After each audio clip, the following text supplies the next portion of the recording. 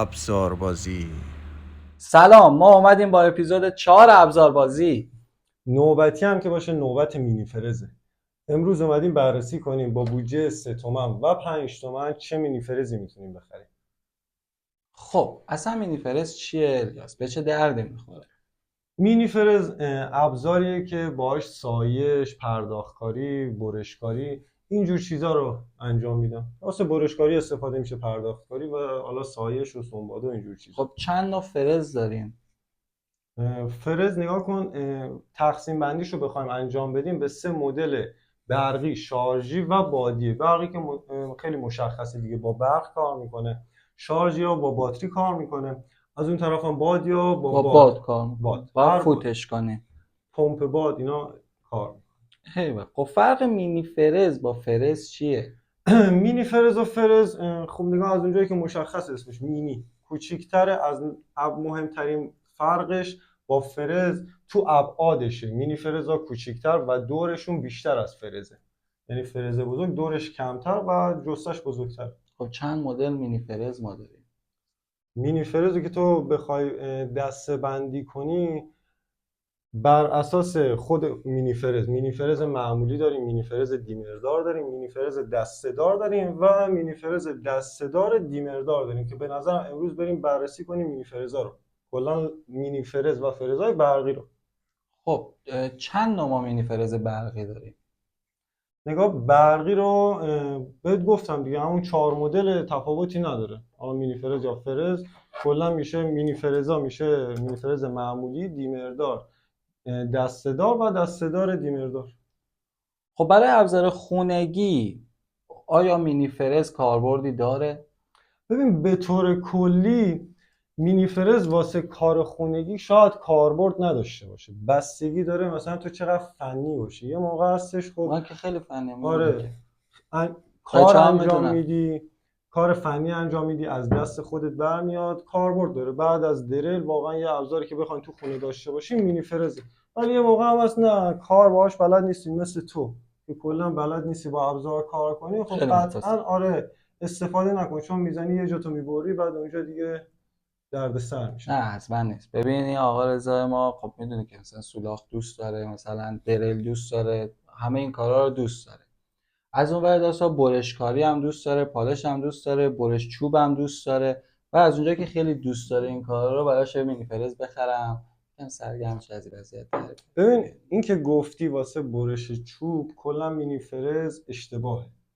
یعنی شما واسه برشکاری برای چوب از مینی فرز نمیتونین استفاده، میتونین استفاده کنین، متاسفانه انواع صفای چوب هم تو بازار فت و فراوون میتونین استفاده کنین، ولی از لحاظ ایمنی اصلا استاندارد نیست و از لحاظ فشاری که به دستگاه میاره خیلی زیاده. مینی فرز قالب مینی فرزا دورشون بالای 10,000 دوره، حالا مثلا 13,000 دور، 12,000 دور، 11,000 دور، متغیر بسته به نوعش و مارکش و برندش و اینا. و ابزاری که شما واسه برشکاری چوب استفاده می‌کنی مثل اره دیسکی، اره افقی بر، عمود بر، اینا دورشون میانگین بین مثلا 5-6,000 نمیدونم 4,000 7,000، یعنی یک چیزی تقریبا مینی فرز 2.5 برابر بیشتر از ابزارهای نجاری حالا مثلا برای برش چوب دور داره و این هم خطرناکه هم فشار به دستگاه میاره. یعنی شما اگه اون صفحه چوب رو ببندی باهاش بخوای نمیدونم یه تنه قطع کنی، چوب برش چوبی انجام بدی، 100% اگه این کار رو مداوم انجام بدی دستگاه بعد یه مدتی میسوزه و اگه متفرقه باشه که خیلی راحت‌تر میسوزه اگه سیم پیچش آلومینیوم باشه. پس برای برش چوب خوب نیست رضا جان، اصلا کنسل اون موضوع دی. درسته؟ بله. خب مشخصات یک مینی فرز خوب چیه الیاس؟ ببین مینی فرز خوب شما باید خیلی چیزا رو در نظر بگیری، مثل آرمیچر بالیشتکش که سیم پیچش مس باشه، قدرتش چند واته. مثلا واسه کار خونگی که شما بخوای بگیری مینی فرز 700 وات تا 850 وات یک چیز معقولیه، ولی به شرطی که همون حفاظ خودشو ببندی، صفحه خودشو ببندی، نری رو مینی فرز تو یک صفحه 180 230 بندازی، همون صفحه 115 استاندارد خودش باشه، کار مختص به خودشو انجام بدی. بعد از اون مثلا میگم تو باید اقلامی که داخلش قطعاتی که داخلش کار برده شده ببینیم مثلا کیفیت خوبی داشته باشه، گارانتیش خیلی مهمه، خدمات داشته باشه، اون خوش دستیش بستگی داره دیگه. تو میخوای مثلا کار کنی، یه ابزاریه که چون تو دسته باید خوش دست باشه، کابلش، اینا یه سری چیزایی که تو باید برات مهم باشه. این صفحه مینی فرز چیه؟ چون هر مینی فرزی صفحه داره. این صفحه مینی فرزا چیه؟ چه کاربردی داره؟ چند تا مدل داره؟ ببین این این صفحه سوالات مینی چیه؟ فرزا روش زده. یه الان مثلا صفحه استاندارد یک مینی فرزه، صفحهش 115، بعد ارزم به حضور اینا شما اندازه‌های بشه، مختلف هم یعنی آره داره؟ 115، 125، 150، 180، 230 که میشه فرزای بزرگ، 230 و 180 میشه فرزای بزرگ. اینا همشون روش هم نوشته، عددش نگاه هستش. صفحه 115 یعنی آقا این بستگی به کاری هم که می‌کنیم دیگه. آره دیگه، این آره. مثلا صفحه گرانیت پره، یعنی شما باز واسه سرامیک یک چیز، پورسلان مثلا صفحش فرق داره، استیل بور فرق داره، آهن فرق داره، مختص اون کاری که میکنی صفحه خودش رو باید بندازی. پس شما به این اعدادی که این بالا نوشته شده حتما دقت کنید، نگاه کنید روش زده 13000 دور در دقیقه است، ماکسیمومشه.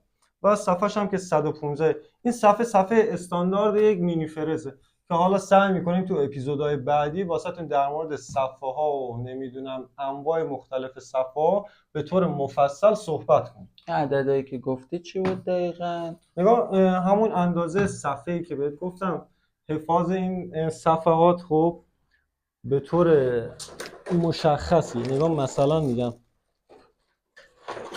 این حفاظ یک مینی فرز 115 میلیمتره خب که این صفحه استاندارد این حفاظ، یعنی واسه مینی فرزه. صفحات مینی فرز معمولا 115 و 125. استاندارد طورش آره دیگه. آره. استانداردش. حالا مینی فرزای متوسط هم هستش، یا فرزای متوسط که اونا میشه صفحه‌اش 150 که شما باید متناسب با دستگاهی که داری صفحه متناسب با خودش رو بندازی. یعنی این حفاظ رو به هیچ عنوان تحت هیچ شرایطی، آقا دستگاه فدای سر دستن، سلامتی خودته، خیلی خطرناکه، دورش بالاه، اینو باید همیشه بندازی. واسه ایمنی کارتون هم که شده، واسه ایمنی خودتون هم که شده، باید رعایت کنید. این حفاظ رو حتما بندازید رو دستگاهتون. خب ببین، من میخوام یه مینی فرز دیمردار بگیرم که یه آقا رضا راحت باشه، همه کاراشو باهاش بکنه دیگه، پالش بزنه، برشکاریشو بکنه، هر کار داره با این دستگاه بکنه. براش بگیرم به نظر یک مینی فرز دیمردار؟ ببین خیلی مهمه که چی مینی فرزی بگیری. خب شما اگه میخوای مینی فرز بگیری واسه برش کاری، سعی کنین ترجیحاً دیمردار نباشه، یا اگر دیمردار هست رو دور آخرش، حالا ماکسیموم 6 5 هرچی هست، رو اون دور استفاده بکنی واسه برش کاری. ولی خب اگه صرفا میخوای یه مینی فرز بگیری دیمردار باشه که باهاش پالش هم بزنی، نگاه پالش این چیزی که تو میگی واسه سالی یک بار شاید جواب بده. خب سالی یه بار میخوای ماشین پالش بزنی، شاید جواب بده. ولی در کل دیمرایی که رو مینی فرزای اقتصادی یا اکونومی هستش، اونا اصولی نیستش، اونا میاد برق رو ضعیف میکنه، یعنی برق 220 میاد برق مثلا 180 میکنه. و عجیبه، اگه ما چیز غیر فشار بیاری، اصولی تو ایران نداریم. اگه فشار بیاری به دستگاه رو اون دور کم، قطعا دستگاه میسوزه. یعنی یه بار دو بار سه بار انجام بدین دستگاه آرم میشه، با لیشتکش میسوزه. پس اگر هم میخواین انجام بدین واسه برشکاری حتما بدون دیمر، و اگر گرفتین رو دور آخر باشین. واسه پالشکاری و اینجور چیزا میخواین انجام بدین، سنباده زنی و اینا، سعی کنین خیلی مداوم استفاده نکنین.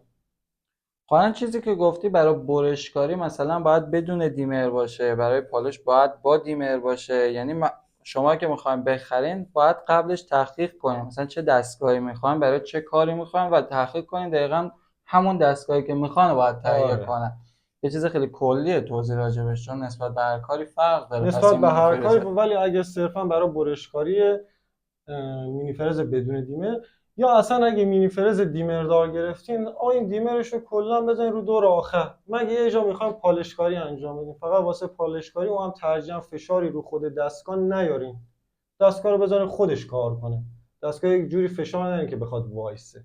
خب همراه مینی فرزی که میخوام بگیرم چه چیزهایی باش داره؟ همراهش چه چیزهایی ببین هستش؟ معمولا داخل جعبه مینی فرزایی که تو بازار هست، حالا شرکتی ها، تمام شرکت های چینی که تو ایران نمایندگی دارن و حتی متفرقا، یک چیزی به اسم حفاظ داره. پس چیزی آره. میده، من فکر کنم اونجا خوش پرت میکنم این نه تو نه خوش صورته. نیست، چربه توش، گریس هم داره. چربم میکنه. آره.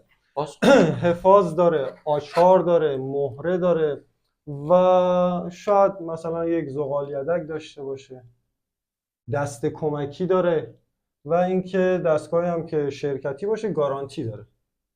و حتما این برگ گارانتی رو یادتون باشه، باید باشه داخل. یعنی یک مینی فرزی بگیرین، یک دستگاهی بگیرین، طرف دیگه برو گارانتی داره، اینجوری نه نمیشه. اگه گارانتی داشته باشه قطعا تو جعبش هست، یا باید تو فاکتور قید کنه که این مثلا این دستگاه، این فاکتور به منزله کارت گارانتی می باشد. با بودجه 3 میلیون تومن خودت بخوای بهمون یه پیشنهاد بدی، چه پیشنهادی داری که بخوایم دستگاهی بخریم فکر کنی برای خواهر مادر خودت داری پیشنهاد؟ با بودجه 3 تا 3.5 خیلی مینی فرز ها هست با برندهای مختلف که بتونیم بگیریم، ولی با توجه به گارانتی، با توجه به سیم پیچ مس و قطعات و خدمات پس از فروشی که بررسی کردیم، مدل 8615 ویوارکس 860 واته. یک دستگاه خیلی خوبیه که شما مثلا واسه مصارف خونگی نیمه صنعتی میتونین تهیه کنید با بودجه 3 تا 3.5. قطعات یدکیش هم فت و فراوون تو بازار زیاده، اگه این خودش نباشه قطعاتش برندهای دیگه هم هست که به این دستگاه میخوره. از نظر خدمات گارانتی همه چی خودت بررسی کردی آره، داری به اون میگه از یک سال اوکی گارانتی مورد داره، تایید؟ کلا ویواریکس یک سال گارانتی. قطعاتش هم هست. قطعاتش هم اگر گارانتی نباشه قیمتش خوب، یعنی قیمتش زیاد نیست. حالا فکر کنم مثلا ما آقا رضا رو بفرستیم کارگری یکم بیشتر پول در بیاره، یک دو تا هم بتونه جور کنه، ما بتونیم بذاریم روش، به جای 3 تومن تا حدود 5 تومن هزینه کنیم. اونجا چه پیشنهادی خب بهمون اونجا میدی؟ قطعا دستمون هم انتخاباتون. بازتره دیگه. آره، تو انتخاب دستمون بازتره. با بودجه 5 تومن خیلی مینی فرزای خوبی میتونی بگیری. 860 وات، 750 وات، 800 وات مینی فرزای مختلفی میتونیم بگیریم از برندهای مختلف. ولی خب اون چیزی که تو بازار باز قطعاتش زیاده، خدمات پاسخگویی دارن، مدل‌های مختلف رونیکس تا 5.5 تقریبا. مثلا مدل 31C که اینجا هستش، یک مینی فرز به شدت خوش دست واسه کار خونگی، واقعا یک مینی فرز عالیه. از یک طرف هم باز شما میتونید مثلا مدل‌های دیگه 3112 3111 مدل‌های مختلفی داره، اونا زیاد رو داره میتونید، ماشاءالله. آره اونا رو میتونید تهیه کنید واسه کار خونگی و نیمه صنعتی.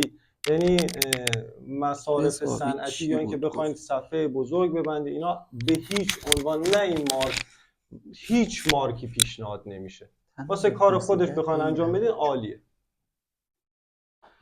خب اینا رو خودت بررسی کردی و نظر تو الان گفتی، بهترین انتخابات رو گفتی. میخوام بدونم که پشت این انتخابات چیزی هست؟ نه واقعا اگر ما صرفا الان داریم میگیم آقا مثلا این مدل ویوارکس، این مدل رونیکس، دارم میگم خیلی مدل‌های دیگه با برندهای دیگه هم هست، ولی با توجه به گارانتی، با توجه به قیمتی که دارن، نگاه این رونیکس رو شما تو پروموشن میتونی به 5 تومن بخری، یعنی تو حالت عادی به این قیمت نمیتونی بخری. در لیست مورد شرکت پروموشن هم صحبت 7 کردیم توی تومنه. آره، اپیزود.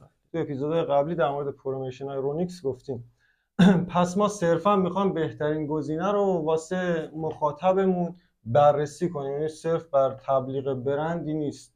شما این دستگاه رو ما با توجه به خدمات و قطعاتی که تو بازار میبینیم، با توجه به کارکردش و برگشتی که دستگاه ها داره یا نداره، ما بررسی کردیم و این دستگاه رو به شما پیشنهاد دادیم. وگرنه صرف برای اینکه این دستگاه عالیه و بقیه دستگاه ها بده نیستش، یا اینکه این شرکت ها خوبن بقیه شرکت ها خوب نیستن، اینجوری نیست.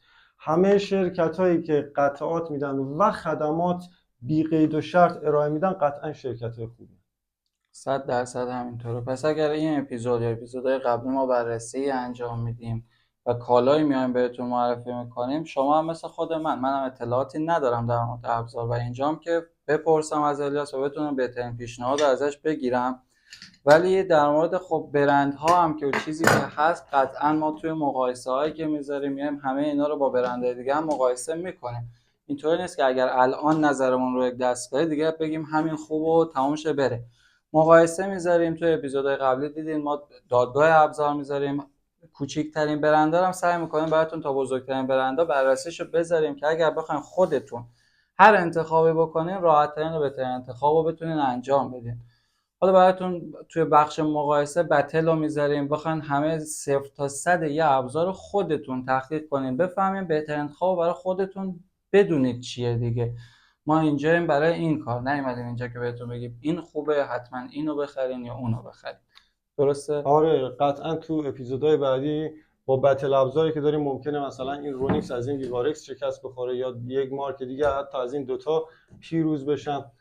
قطعا اینا رو بررسی خواهیم کرد و لایکمون کنین، حمایتمون کنین و واسمون کامنت بذارین اگه نظری دارین، چیزی دارین در مورد شرکت خاصی، دستگاه خاصی، تا بتونیم براتون بررسی کنیم. متشکرم که با این اپیزود هم همراه ما بودین. تا دیداری دیگر، خدا یار و نگهدارتون. خدا نگهدار. آقا رضا